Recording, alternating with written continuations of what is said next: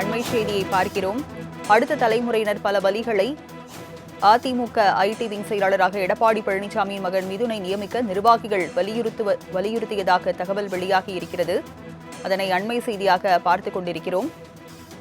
விவரங்களை செய்தியாளர் ராஜேஷ் வழங்க கேட்கலாம். ராஜேஷ், அதிமுக ஐடி விங் செயலாளர் பதவி மிதுனுக்கு வழங்கப்படும் என கூறப்பட்ட நிலையில் ராஜ் சத்தியன் அதிருப்தியை அடைந்திருப்பதாகவும் தகவல் வெளியாகி இருக்கிறது.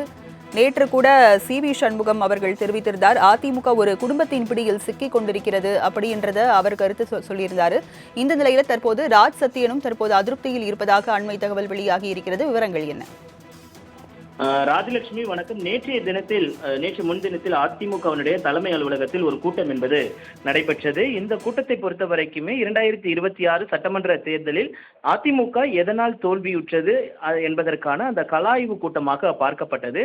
அதில் காஞ்சிபுரத்தை சேர்ந்த நிர்வாகிகள் கலந்து கொண்டார்கள். இந்த கூட்டத்தில் பேசும் பொழுது அதிமுகவினுடைய துணை பொதுச் செயலாளராக இருக்கக்கூடிய கே.பி. முனுசாமி பல்வேறு கருத்துக்களை தெரிவித்திருந்தார். அதில் மிக முக்கியமான ஒரு கருத்து என்பது எடப்பாடி பழனிசாமி அவர்களுடைய மகன் மிதுனுக்கு ஒரு பொறுப்பினை வழங்க வேண்டும்.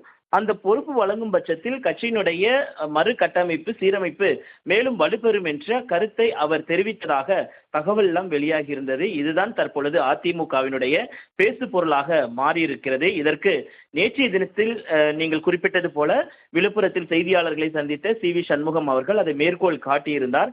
இந்த நிலையில்தான் இந்த கருத்து என்பது தவறு என்பதை அவர் சுட்டிக்காட்டும் வகையில் அதிமுகவினுடைய ஐடி விங் செயலாளராக இருக்கக்கூடிய ராஜ் சத்தியன் ஒரு பதிவு ஒன்றை வெளியிட்டிருக்கிறார். அதில் அரசியல் அல்லாதவர்களை கழக பொதுச் செயலாளரின் குடும்பத்தினரை தொடர்ந்து கழகத்தின் அரசியல் விவாதத்திற்குள் இழுக்கும் முயற்சி செய்து கழகத்திற்கு எதிரான ஒரு நரேட்டிவ் செட் செய்யப்படுகிறது. அது சமூக வலைதளங்கள் தொடங்கி பத்திரிகை ஊடக விவாதம் வரை தற்போது வளர்ந்து நிற்பது வேதனைக்குரியது.